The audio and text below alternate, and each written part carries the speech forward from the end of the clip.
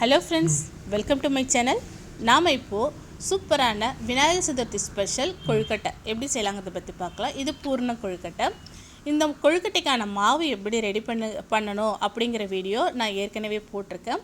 நம்ம வீட்லேயே மாவு ரெடி பண்ணி போடும் போது ரொம்பவே டேஸ்டியாக இருக்கும். எவ்வளோ நேரம் ஆனாலும் கொழுக்கட்டை ரொம்ப சாஃப்டாக இருக்கும்.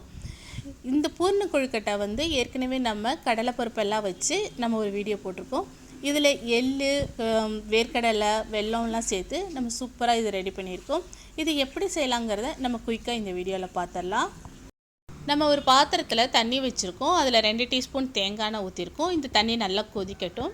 இப்போ நம்ம ஒரு பெரிய பாத்திரம் எடுத்துகிட்டு இதில் நம்ம 1/2 கிலோ அளவுக்கு நம்ம வீட்டிலே ரெடி பண்ண அரிசி மாவு சேர்த்துக்கிறோம். இது கூடவே தேவையான அளவு உப்பும் சேர்த்துருக்கோம். இதை நல்லா மிக்ஸ் பண்ணிவிட்டு இந்த கொதிக்கிற தண்ணியை கொஞ்சம் கொஞ்சமாக இந்த மாவில் சேர்க்கணும். அப்படியே ஊற்றிடக்கூடாது. கொஞ்சம் கொஞ்சமாக சேர்த்து நம்ம மாவை குழச்சி எடுக்கணும். இந்த வீடியோவில் காமிக்கிற மாதிரி நீங்கள் சேர்த்து குழச்சிக்கங்க. பாருங்கள், நம்ம நல்லா குழச்சி எடுத்தாச்சு. எடுத்ததை நம்ம என்ன பண்ணுறோன்னா, இது ரொம்ப சூடாக இருக்கும். அதனால் இதை ஒரு 10 நிமிஷம் அப்படியே மூடி போட்டு மூடி வச்சுருங்க. இப்போ நம்ம ஒரு பாத்திரம் எடுத்துருக்கோம். அந்த பாத்திரத்தில் ஒரு 50 கிராம் எள்ளு சேர்க்குறோம். இந்த எள்ளு நல்லா வெடித்து வரும்போது அதை ஒரு பாத்திரத்துக்கு மாற்றிக்கிறோம். இது கூடவே ஒரு 100 கிராம் அளவுக்கு வேர்க்கடலை சேர்க்குறோம்.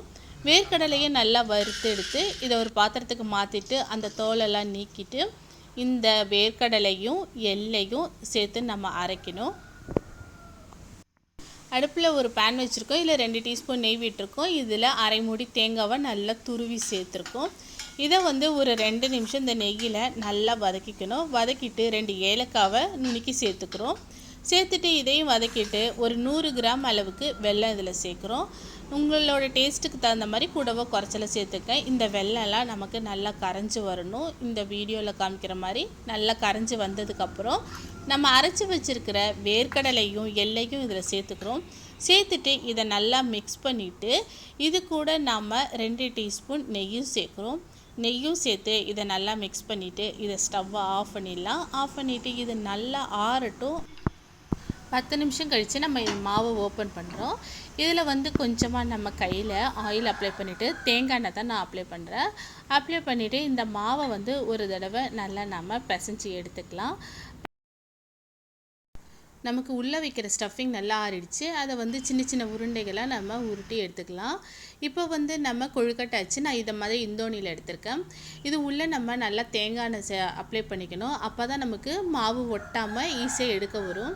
இப்போ இந்த மாவு உருண்டையை எடுத்து இதுக்குள்ளே வைக்கிறோம். அந்த அச்சை நல்லா மூடிட்டு தான் நம்ம வைக்கணும். இதுக்குள்ளே வச்சுட்டு நம்ம ஆயில் கையில் அப்ளை பண்ணிவிட்டு அந்த ஆள்காட்டி விரல் இருக்குது பார்த்திங்களா, அதை வச்சு உள்ளே நம்ம நல்லா அழுத்தி கொடுக்கணும் உள்ளே.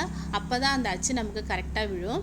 அழுத்திட்டு இப்போ நம்ம ரெடி பண்ணி வச்சுருக்கிற அந்த உருண்டைகள் இருக்குது பார்த்திங்களா, அதில் ஒன்று எடுத்து அதில் வச்சுட்டு அதை சீல் பண்ணிடணும். கொஞ்சோண்டு மாவு எடுத்து மேலே அந்த ஹோல் பாகத்தை, அந்த ஓட்டை பாகத்தை நம்ம சீல் பண்ணிடணும். சீல் பண்ணிவிட்டு இப்போ நம்ம ஓப்பன் பண்ணோம்னா நமக்கு சூப்பரான கொழுக்கட்டை தயாராகிடுச்சு. பாருங்கள் எவ்வளோ சூப்பராக நமக்கு தயாராகிருக்குன்னு.